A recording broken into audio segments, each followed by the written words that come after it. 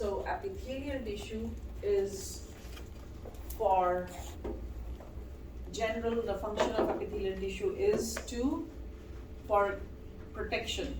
So usually it forms the top layer of your organs, right? Let's say skin is an organ that's gonna protect us, right? So skin is made up of epithelial tissue. Now what is connective tissue? When we say connective, means it's gonna connect different organs, right? Or ligaments or tendons, to the bone, right? So that if it's making a connection, right, internal organs are connected with some kind of tissue, right? So that is your connective tissue. The name itself says that. Connective means making connections with other organs, right? Now, like you have skin, but then beneath the skin you have so many other organs, right? How are those organs connected, right? So that's your connective tissue. Then you have muscle tissue, and muscle tissue is for the movement. So the muscle contracts and relaxes, and that's how the organs move, right? So muscle tissue, and then you have the nervous tissue or the neurons. So the nervous tissue is usually present in your CNS, central nervous system, right? So the brain and the spinal cord, they have these cells or tissues cells are called neurons, but then group of cells is the tissue. That is your nervous tissue or nerve tissue, okay? Now when we say tissues, what are tissues? Tissues are groups of specialized cells that will perform a specific function, right? Like we said, connective tissue, right? Tissue does not mean it is only one cell. It's a group of cells, right? So these group of cells are designated to perform a specific purpose, function, okay? So tissues, when they combine, different tissues combine and they form what? They will form organs, right?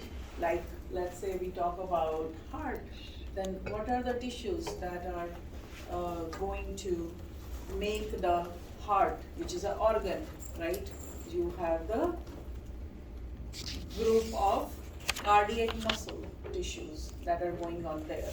So cardiac muscles, they are specialized kind of tissue. They are all going to work together for a specific function. What is the function of the heart? Blood. To send the blood. Yeah, to pump blood, right? The other organs. To different organs, right? Through our body, right? So yeah. So that is a specific function. Only heart can do it. So that's why the muscle tissue that heart is made up of is called cardiac muscle tissue. And that's a specific one only present in our heart. Nowhere else you will find cardiac tissue. Make sense? That's why it's specific, because it serves a specific purpose. Okay? And then there is this term called histology. What is histology? Histology means it's study of tissues, right? So that means all types of tissues, not just one epithelial or connective. That means any tissue when you are studying is that study or science of studying the tissues is called histology. So now this is what we were talking about. We have 4 major types of tissues inside our body: epithelial, connective, muscle, and nervous. Now, if we look at this diagram, you will see that these tissues will perform a specific functions And epithelial tissue is the first one. What are its function? It will cover the exposed surfaces, right? That's what our epithelial tissue, our skin is made up of epithelial tissue, because what does our skin do? It covers our internal organs, right? So when it covers, it just doesn't cover, it's also protecting us. So what is it doing? Also protection. Covering is also protecting us, right? And then epithelial tissue also lines different chambers inside our body, okay, or different cavities. So let's say we have peritoneal cavity, which is right here, right, where your stomach or the digestive organs, they lie in the peritoneal cavity, right? Or we have pleural cavity right here. These are body cavities, right? You did it in the first chapter.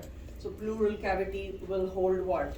The lungs, and what else? The pericardium will have the heart.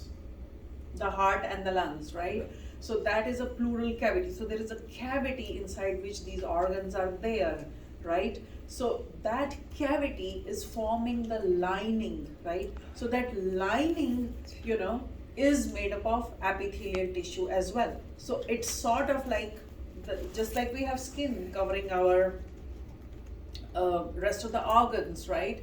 Same way, every cavity is lined up with the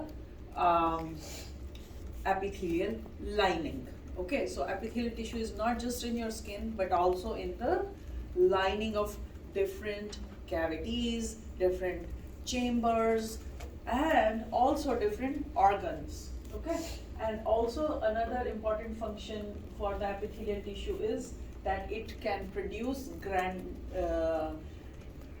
secretions, glandular secretions, right? So like you have different glands, so those glands are also made up of the epithelial tissues. Okay, like you have salivary glands, right? And then you have, those glands are also made up of epithelial tissues. Okay, then you have connective tissue. So connective tissue is basically there to, like I said, connect the organs, connect the internal organs, right? And it fills the internal spaces, right? Whatever spaces you have, it's not gonna be just an empty gap, okay? Those organs are tied together with this connective tissues, okay? And then it provides structural support also. Connective tissue also gives us support, and also it stores energy. When we say stores energy, meaning we are talking here about fat cells, the adipose tissue, okay? That's called adipose tissue, is your connective tissue. So you have a cushioning of that, especially, at certain areas there is more concentration of those adipose cells. Those adipose cells, they store fat, okay? And that's a kind of connective tissue. So same way, you have the ones that are needed for structural support, okay? They are fibers like collagen fiber, like elastin fiber. So collagen in our skin, it makes our skin taut. So what is it doing? It's giving us a structural support to our skin, right? Because of these fibers, and elastin fiber is giving elasticity. So our skin is not like rigid, we can still stretch it, in any direction or things like that. So these fibers are not just giving us structure, they are also giving us some support. So it's not as fragile, like, it won't just break down, okay? Then you have muscle tissue, and muscle tissue, like I said, they are going to contract, and they are going to give your body a certain movement, when you walk, when you run, definitely, you're lifting weights, it's your muscles that are going to contract and provide that movement, right? And then you have nervous tissue, and nervous tissue has this unique ability to carry the information, okay? The stimulus that is received by them, that stimulus will be carried out as electrical impulses in the neurons and will go to the brain or to the spinal cord, wherever, whatever kind of function needs to be performed, okay?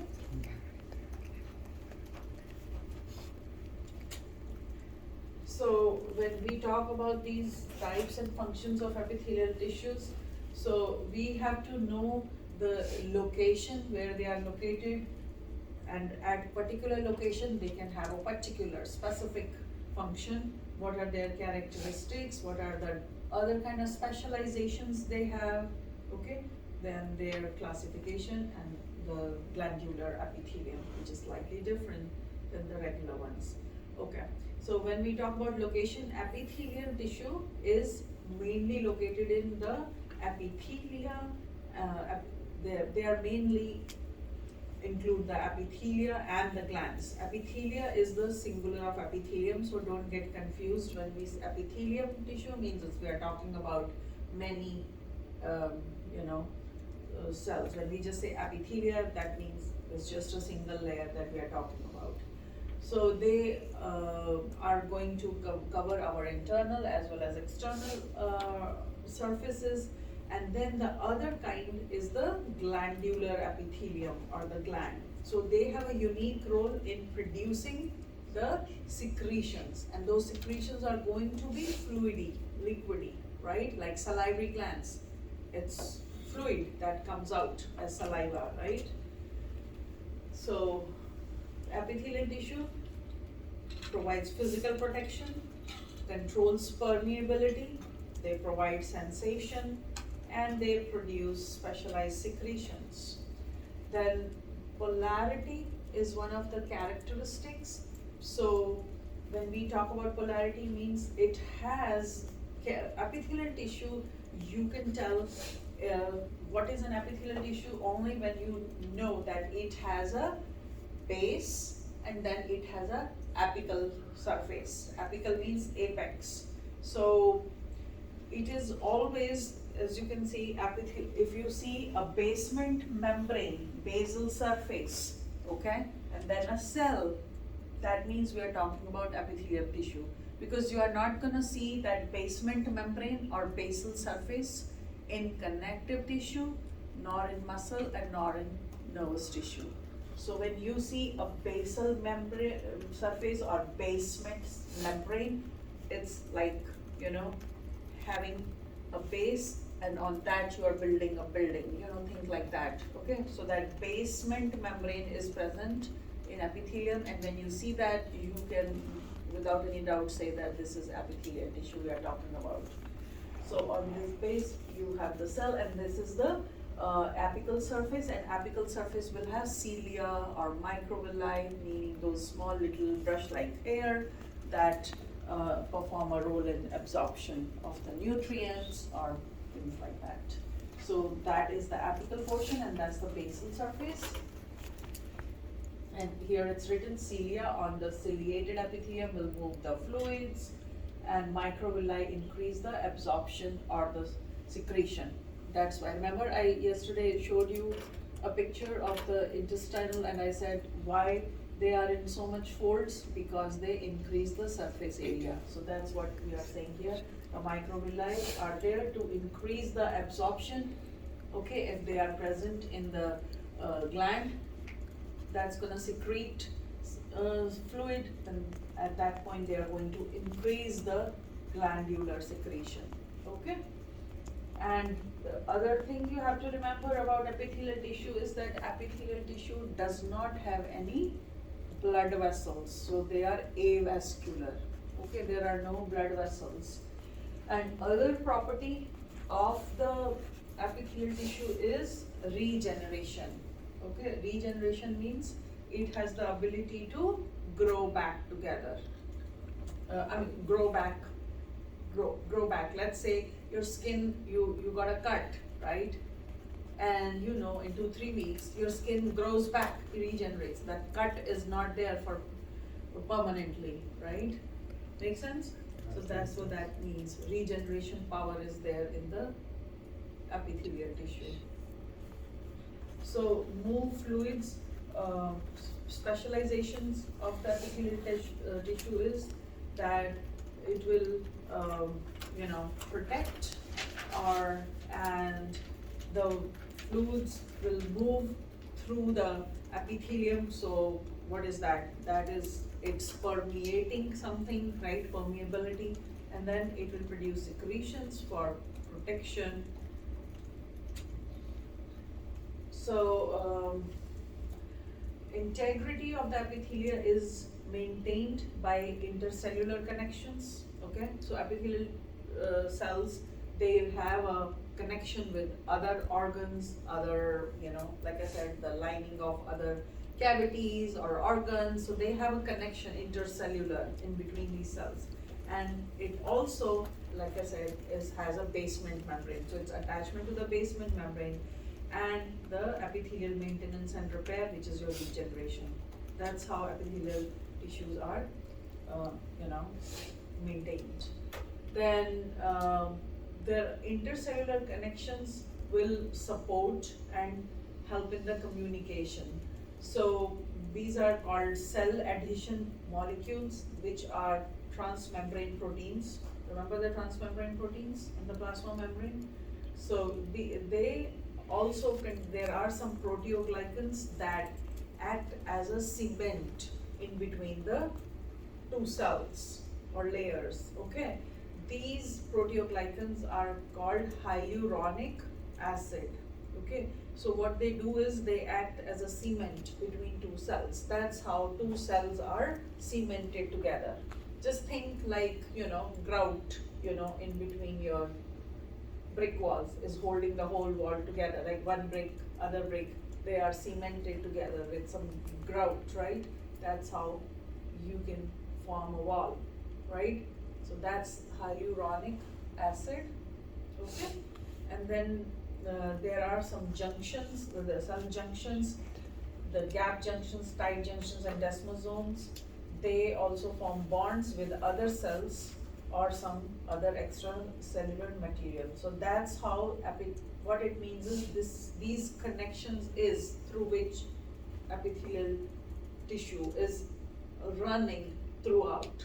It's not just by itself in isolation. It has to, with having this hyaluronic acid in between one cell, the next cell, that's how it is all sort of glued together, okay, all this.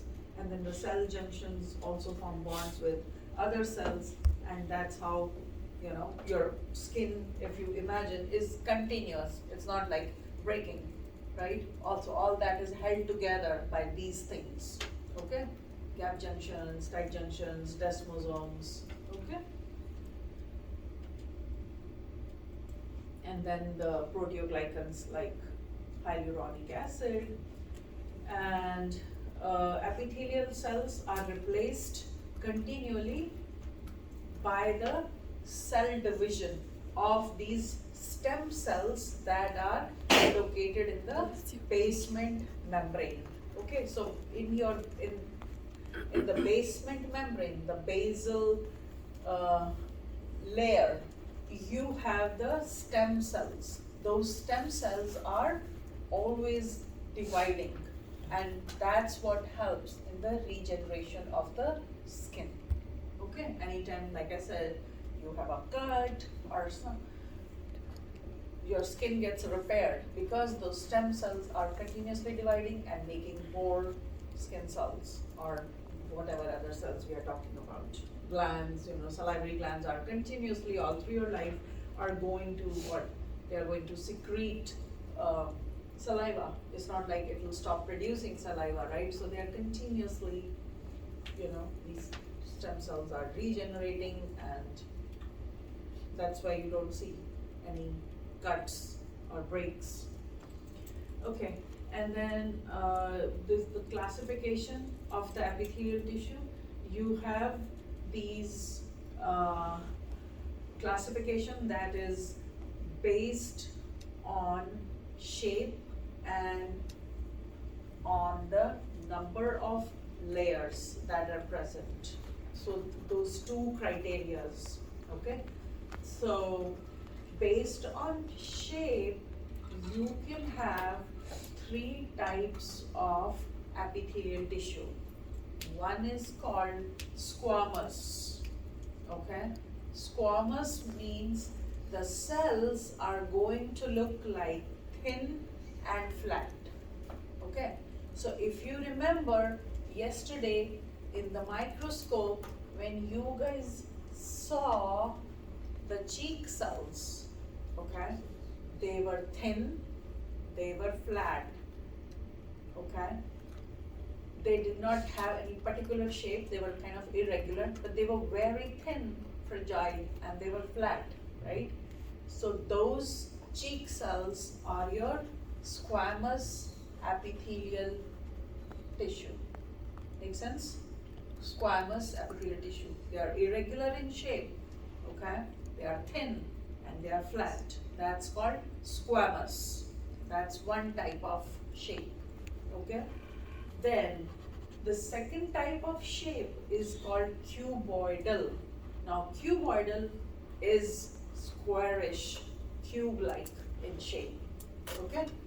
These type of cells you will see in the kidney tubules, okay? They are mainly located there, kidneys, okay, tubules. And then you have the third type of shape, that is called columnar.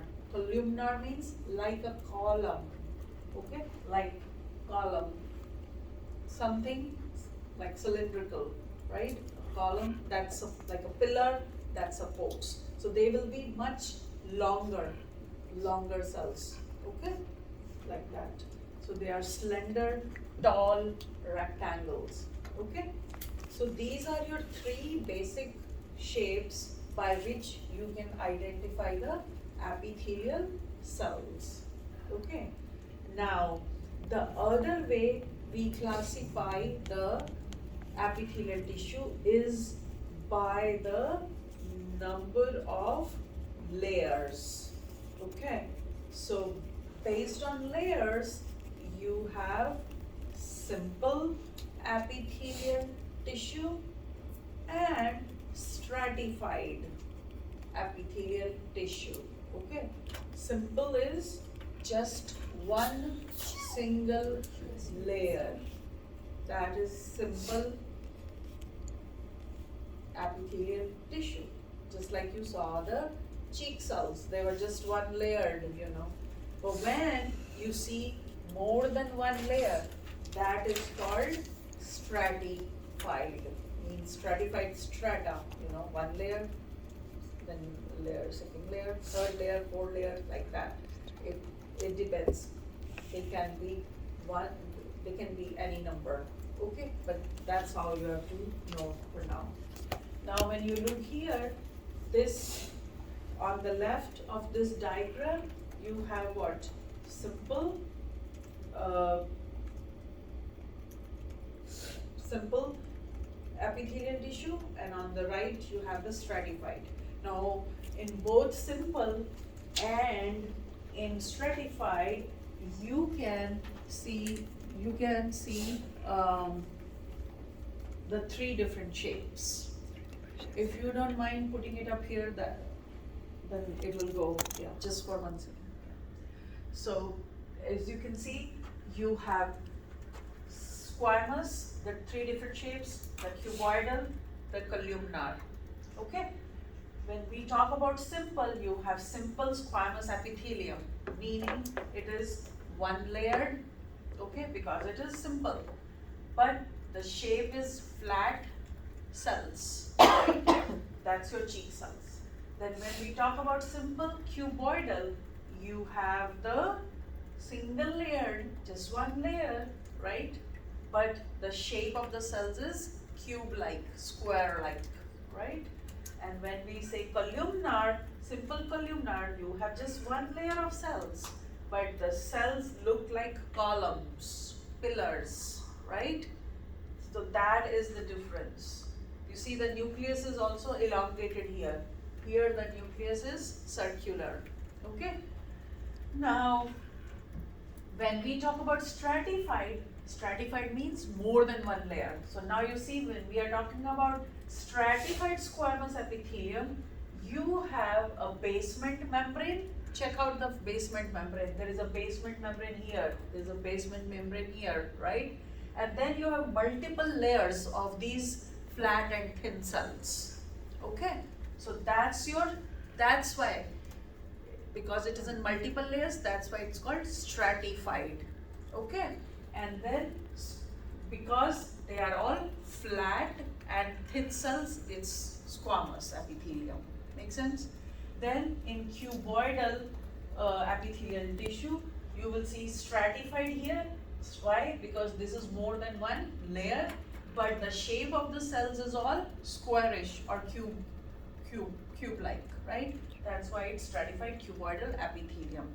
And then here you have stratified columnar. Why? Because you have multiple layers and they are forming columns. They are long and tall, forming pillars. Okay?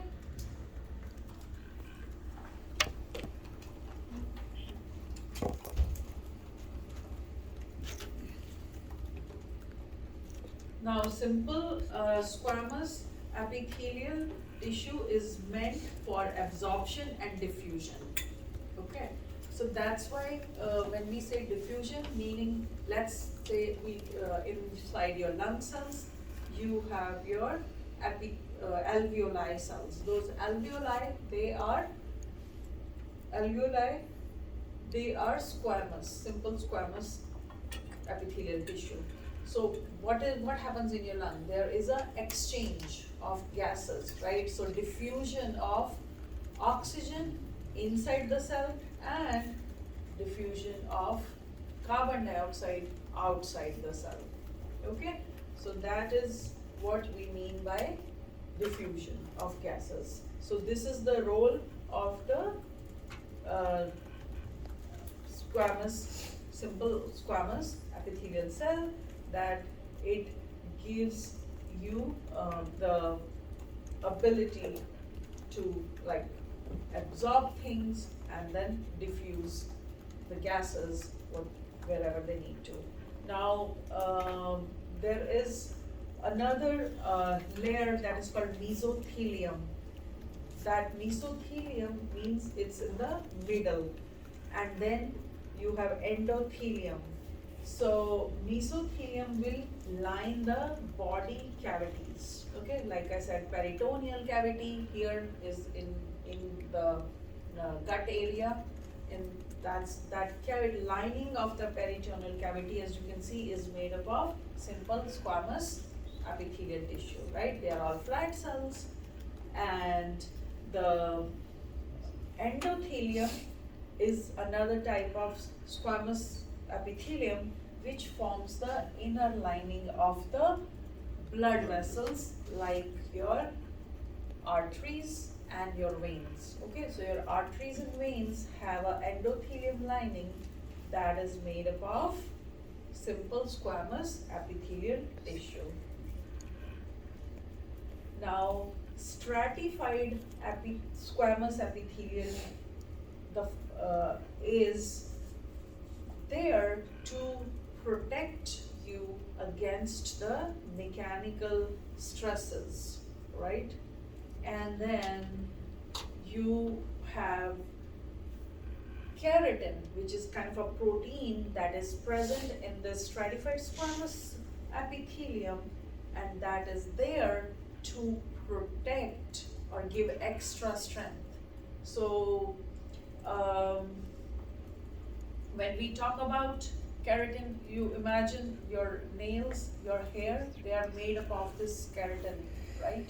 So what property you have, special property you have, what are they doing? They are giving extra strength. Your nails are giving extra strength, right?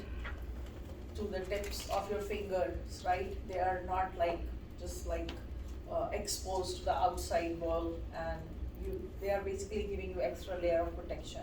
Same, they have an additional ability to be water resistance, right? So you see, your nails cannot really get wet. Your skin can get wet, but your nails and your hair, again, yeah, when we like wet them, then yeah, they are soaked in water, but they are still water resistant. After a while, it's not like water is gonna get soaked inside them. They are going to, you know, dry pretty quick, is what I mean to say.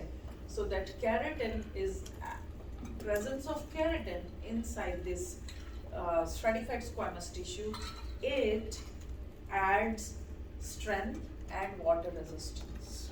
Okay, so keratinized squamous epithelium is found only in the skin. Okay, but non-keratinized is found everywhere else inside the body. The keratin protein is not going to be found in the internal body linings. Okay, the squamous epithelium that is covering our internal body linings. Oh, but the other thing, like I said, stratified squamous epithelium, because it has this ability to protect us from mechanical stresses, so it is present in those surfaces where you have a lot of wear and tear going on, like it is present in the lining of your mouth. You know, there's a lot where you are eating very abrasive things, you know. It's not always, you know, you are eating soft stuff or something, right? Sometimes you have bitten on a very hard chips, you know, or something, like, you know, and it might sometimes can cause some abrasion, but you know, you get a little bit hurt, but then you are fine after a while. The skin will again heal and everything. So that's what we mean. So this protects you from those mechanical stresses, right? That's where those are the locations for the stratified squamous epithelium. Okay, it's found in the surface of the skin. Skin is always, you know, you might just rub against some hard surface, you know. I'm just giving that explanation. So it's found on the surface of the skin, lining of the mouth, lining of the throat, esophagus. You may swallow something, you know, hard or something, and then rectum, anus, and the vaginal area. So you know what kind of stresses goes on in these areas, and that's why over in those areas you will find stratified squamous epithelium. Okay?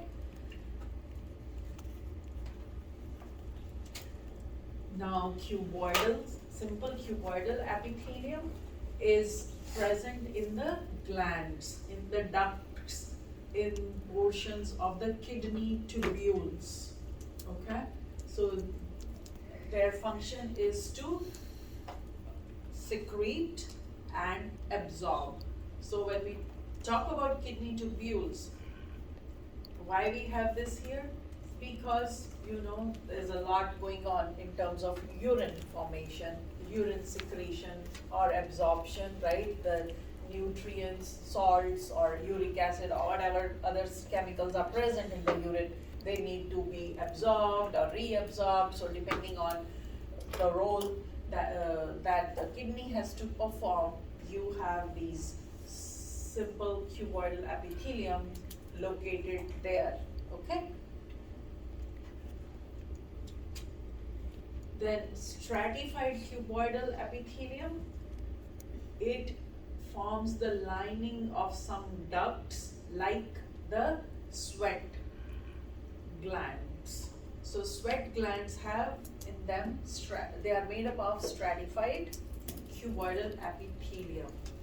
Because the stratified cuboidal is relatively rarer than the other types, but it is an important part of these two types of ducts, sweat glands and mammary glands. So its role is to secrete sweat if it's present, okay, in the sweat glands, and secrete milk if it's present in the mammary glands. Okay, so secretion and also absorption, and lesser of a function would be protection. Okay, so those are the places you'll find cuboidal and also transitional epithelium. So transitional epithelium is transitional epithelium is found in the urinary bladder, okay, and also the ureters. Its function is transitional epithelium has this ability to extend or stretch. So as you think about your bladder, when your bladder is smaller, right, when you don't have any urine to excrete, right, but when your bladder fills up with urine, right, it has to stretch in order to accommodate the urine, right? But then again, when the urine is voided, it goes back to its, regular size, right? So that is the reason we need this transitional epithelium, because it permits the repeated cycles of stretching and then, relaxing, coming back to the normal self, without really causing the damage to the organ. Okay, so bladder is just there, nothing happens to it. You void the urine, it fills up back again, nothing happens to it. There's no wear and tear, that's damage happening there, right? So yeah, so those are the places where you need transitional epithelium, and it's just that their appearance will change, but nothing else will happen. So if you look at the top picture, that when you have the bladder empty, you see the cells are not stretched, they are regular. But when you have full bladder, the cells are going to stretch out. And again, another thing to notice, why you can see a basement membrane. On that basement membrane is you have the rest of the cells. That's why it's epithelium. That's how you can differentiate. Because if you are given this tissue, let's say in lab slide, or you might get confused that is it what kind of tissue it is. So you always have to confirm by the presence of the basement membrane that it is an epithelial tissue. Then simple columnar epithelium. Simple columnar epithelium is present in the lining of the stomach, intestine, gallbladder, uterine tubes, and in the collecting ducts of the kidneys. So again, it's the simple columnar epithelium. You can always see there is a presence of small hair on the apical end. That is called microvilli, remember? The ones that absorb and increase the surface area. So when you have these brush-like hair presence there, that means that they are there for the absorption, okay? So mainly this columnar epithelium is for absorption and secretion, and it is found mainly in the intestines, both large and small intestines, and also in stomach cells. And you can see how tall these cells are, tall and slender, looking like columns. Now, columnar epithelium we are talking about. Apart from that simple columnar epithelium, you also have pseudo-stratified ciliated columnar epithelium. When we say pseudo-stratified, pseudo means false, okay? It gives you the impression that it is stratified, but in actuality it's not, okay? So when we say that, this means what? This means that there is a basement membrane and the cells are only stretched out, okay, like in columns, okay? So there is one single basement and there is just one layer, but they are these cells are at different levels. That's why it gives the appearance as if they are in different layers, okay? So like you see, these are little shorter cells, these are more tall, and then these are smaller cells here, these are little middle cells, these are much taller here, so they give you a fake appearance as if they are arranged in the different layers, okay? And this pseudo-stratified ciliated means there are cilia, those small hair present on the apical surface, and columnar because it looks like columns. So pseudostratified epithelium is found in the lining of the nasal cavity, okay, in the nose, then in the trachea, okay, and bronchi, and also in the male reproductive tract. So their function is to protect and to secrete mucus. Okay, so all these places where you have secretion of mucus, right, is where it's needed. So that's why it's present in the nasal cavity, right? Because mucus is secreted and then that mucus needs to move. So those cilia, small hair cilia, are going to help in that movement. Okay, so it helps in the movement of the mucus is secreted by the nostril, but it's not, you know how it moves around. You sometimes have to swallow it, so it goes on there. So that moves, so that's what it provides. Protection and secretion, movement of the mucus with the cilia. So they are always found in the nasal cavity, trachea, bronchi, and all. And then you have stratified columnar epithelium. So that was pseudo-stratified. There is this difference. Pseudo-stratified ciliated columnar, fake stratified, and with cilia. Okay? Fake means fakely looking layered. Make sense? It is giving a false appearance that it is layered, but actuality it's not. Okay? Now, this is the actual stratified columnar epithelium, and this is found in the urethra, okay, and in the anal region, and also in the pharynx. Pharynx is what? The white Pharynx. box, right?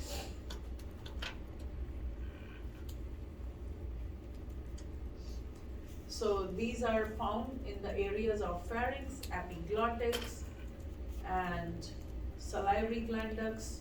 So here you see you have these, there is a basement membrane, then you have the smaller layer of cells, and then you can have a tall, very tall layer of the cells. Okay? So these are in layers, and these are actual layers. Or layer 1, layer 2, layer 3, like that. Layer 1, layer 2, layer 3, like that. Okay?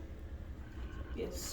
So on the pseudo-stratified one, those have cilia, but the one that's actually stratified does not. Or Yeah. do they as well?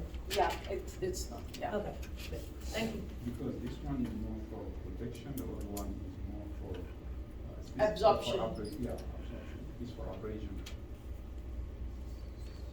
All these things. These are also not very common, both pseudo-stratified, and so they are rare.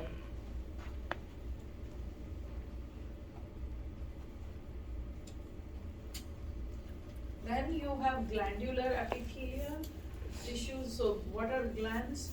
Basically, glands are a group of epithelial cells that are going to produce secretions. Okay?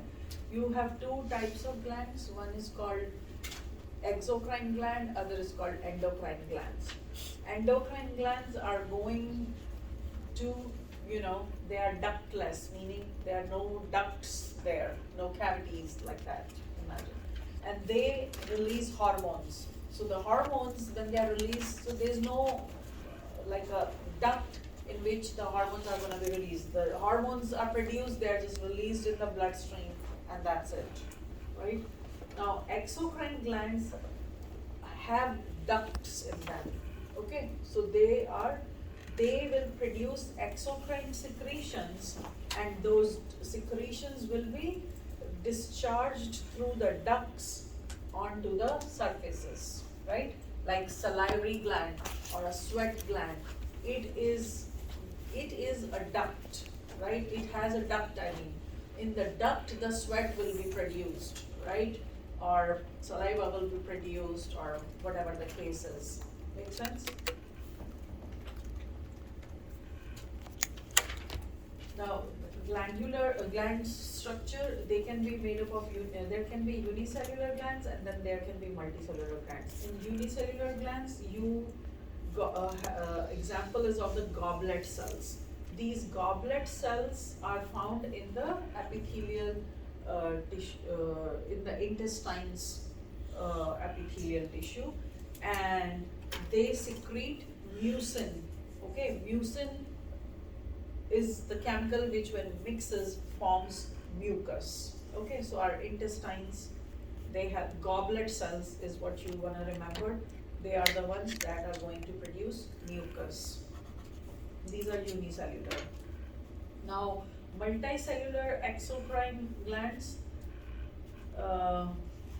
they can be simple, they can be compound, they can be tubular, they can be alveolar, they can be branched, and these are the different types. So in the simple tubular, like these intestinal glands, you see simple coiled, that's your sweat glands. You have simple branched tubular is your gastric glands. Gastric means in your stomach, the ones that secrete acid, Then you have simple alveolar glands. Then you have simple branched alveolar, which are going to produce sebum, the oil. These are found in the sebaceous glands, okay? And then you have other compound glands like compound tubular, which are found in the mouth, the mucus glands found in the mouth, or the bulbourethral glands, and the seminiferous tubules that are found in the male reproductive system.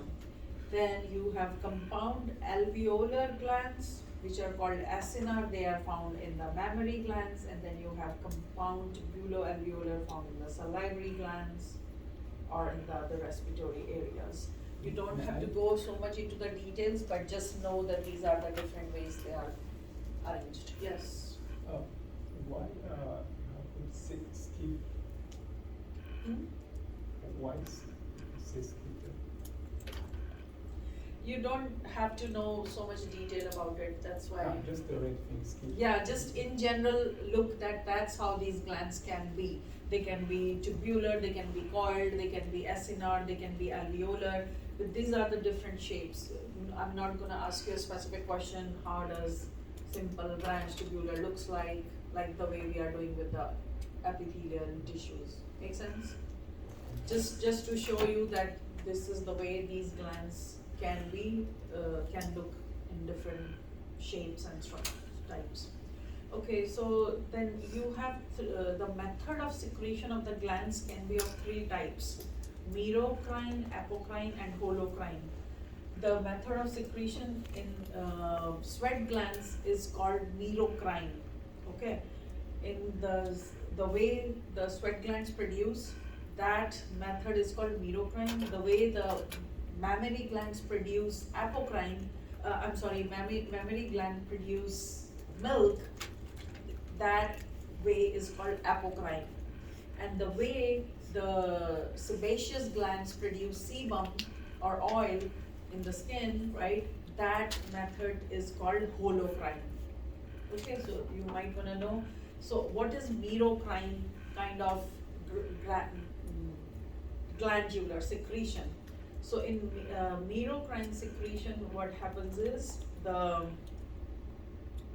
there are secretory vesicles that will secrete by the sweat by exocytosis. Okay, so there are vesicles, that secretory vesicles, as you can see, and they will exit through the plasma membrane, just like I yesterday's talked about Golgi apparatus, vesicles and all. They are the sweat glands are there in these vesicles, sweat is there, right? And they will just exocytosis, remember exo means exit. They will just fuse with the plasma membrane of the cell, okay? And they will be delivered outside the cell. That's called the merocrine secretion of the sweat glands. Now, apocrine secretion is in the mammary glands. So in here what happens is the milk is released or secreted by the mammary glands by shedding the cytoplasm. So when milk is being secreted, it's not going in some vesicles like the sweat gland, right? Here what happens is the cytoplasm breaks down, okay? And then the milk is secreted along. The cytoplasm also goes with it. Make sense? And then this will regrow. Okay? This part will regrow. The cytoplasm will grow back. And that is called the apocrine secretion. And so here that is the difference. It's not going by exocytosis. Make sense? And then you have holocrine. Holocrine means the cell will burst. The cell that is producing the sebum or oil, sebaceous gland, it basically will burst. The cell, the gland will basically get destroyed. Okay, and slowly, gradually, the gland cells are going to be replaced by the stem cells, and then that's how sebaceous gland secretion will work. Okay, the cell is going to get burst and it's going to get killed.